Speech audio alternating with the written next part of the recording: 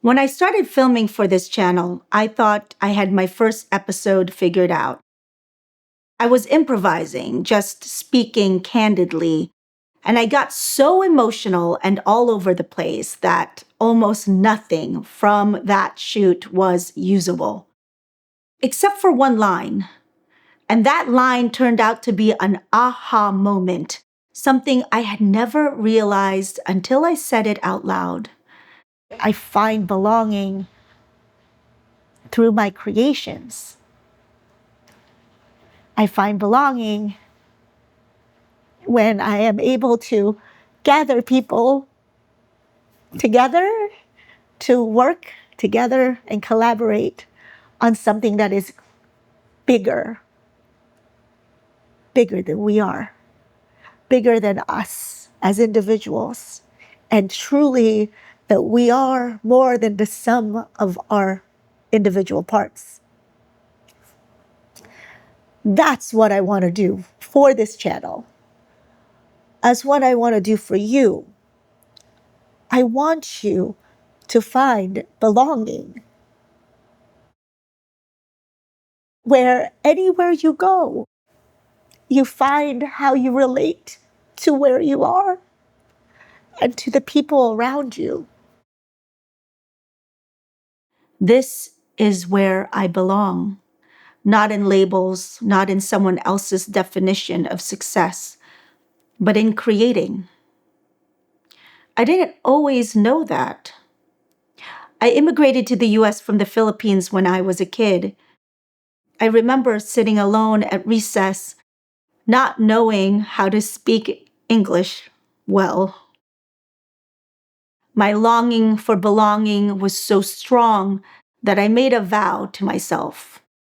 I would be American. And at Rutgers University, I studied English and political science. And while there were more Filipino students in college, I didn't join the cultural groups. I still wanted so badly to belong to something all American that I joined a sorority. But most of my pledge class had grown up together, and I still felt like the outsider. I kept searching for belonging in other people's spaces, in other people's definitions, and I never quite found it. Eventually, I found my way back to art. I signed up for oil painting and cinema classes at City College of San Francisco. Each brushstroke I laid on canvas, each frame I imagined through the camera, it felt like uncovering a truth I had buried. After years of being blocked, I was finally creating again. And each practice wasn't just about learning a skill. It was about discovering pieces of myself that were integral to my whole being. If I had to choose one word for everything I do, it's simple: create. I create when I act, stepping into characters that embody emotional truths. I create when I write, shaping messy thoughts into stories. I create when I paint, layering the light and the shadows of life. And now I create here on YouTube, connecting and sharing creativity with you. These practices overlap. They feed each other, and together, they're the net that holds me. And that net, this sense of belonging through creation, it isn't just something I want for myself, I want others to have it too. That's why I started my nonprofit, We Excel Org. Out of both lived experience and reflection, I conceived something I now call the Creator's Wheel of Belonging. It has 3 parts: identity, action, and belonging. Identity: I am creative. Action: I create. Belonging: I am valued. Others see it, connect with it, and reflect it back. True belonging doesn't come from labels. imposed on us by others, or even self-proclaimed. True belonging comes from our purpose as creators, as human beings. Because belonging isn't something outside of us. It's already within us. And when we create, we bring that belonging forward into the world. That's our mission at We Excel, to help people, especially young people, discover belonging through their creativity and use that creativity to connect, to heal, and to build something larger than themselves, like art. But here's the truth. Even art gets hijacked. Too often it's pulled into political agendas, used in ways that divide us even more.